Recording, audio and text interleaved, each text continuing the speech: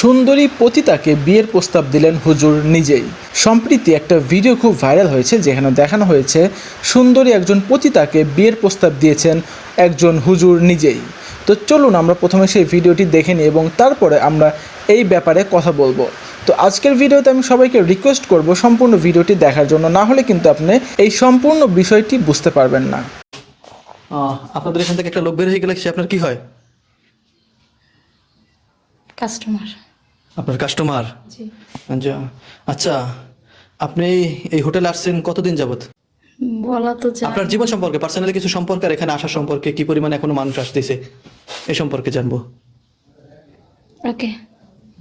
আচ্ছা, আপনার নাম তো জানলাম, এখন আপনার জীবন সম্পর্কে, আপনি এই লাইনে কতদিন যাবত আছেন? আমি এই লাইনে প্রায় 1.5 বছর হয়ে যাচ্ছে, বর্তমানে আছি।